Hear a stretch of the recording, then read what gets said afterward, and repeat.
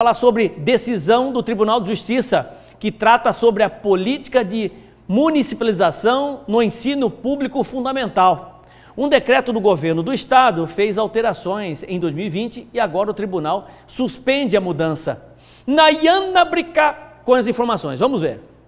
Haroldo, a decisão do Tribunal de Justiça de Mato Grosso derruba o decreto do governo do estado de 2020, que passava ao município a responsabilidade de algumas escolas aqui do estado. A gente vai entender melhor essa mudança com o presidente do Sintep, o Valdeir Pereira, que está aqui conosco. Valdeir, desde 2020 vocês vêm alertando e também tentando a derrubada desse decreto. A categoria considera uma vitória essa decisão do Tribunal de Justiça de Mato Grosso?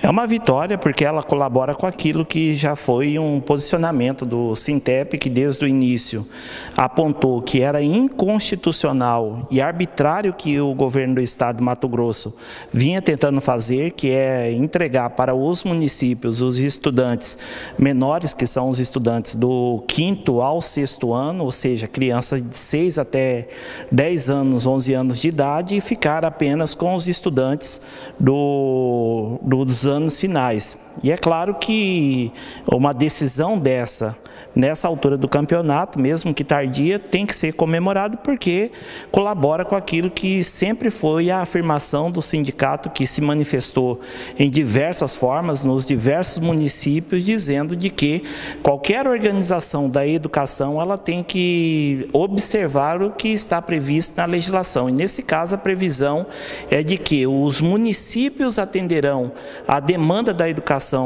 juntamente com o Estado, observando a sua capacidade financeira. E, infelizmente, não era isso que vinha acontecendo e, de fato, muitos municípios já encontram a dificuldade para manter a educação, as reformas de escola, a manutenção básica, bem como a valorização dos trabalhadores da educação. E, ao mesmo tempo, a gente viu diminuir a quantidade de estudantes da rede estadual, que nesse período foi reduzindo e ficando com aqueles estudantes que recebem um recurso maior do Fundeb, em contrapartida os municípios ficando com os estudantes menores que recebem um recurso menor, mas que requer um investimento maior, porque é a base inicial da vida estudantil, que é o início, o primeiro aninho das crianças quando vão para a escola. Qual foi o prejuízo dessa mudança para os municípios? O prejuízo ele foi principalmente financeiro, porque os municípios passaram a atender mais matrículas e essas matrículas são as que mais requerem investimento.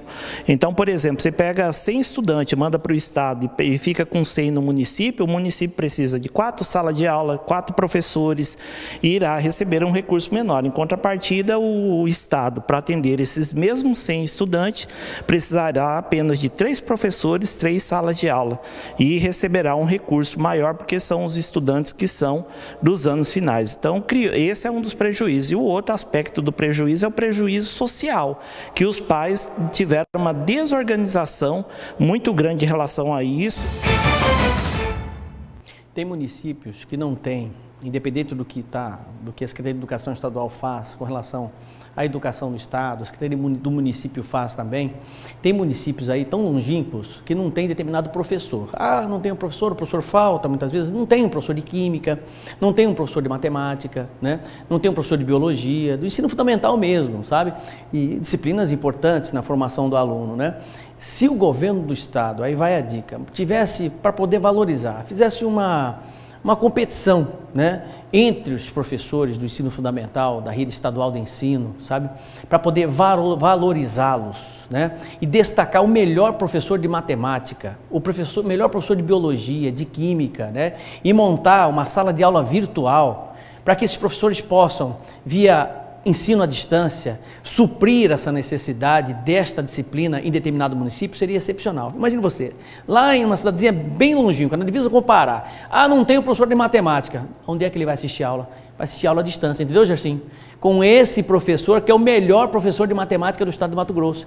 Esse professor vai ganhar dobrado, porque ele vai estar nessa escola virtual do governo do estado de Mato Grosso. Olha que legal, o aluno ia ter a aula de matemática, que é tão importante na formação dele, de um lado, e do outro lado você teria a valorização do professor, inclusive de forma na sua remuneração.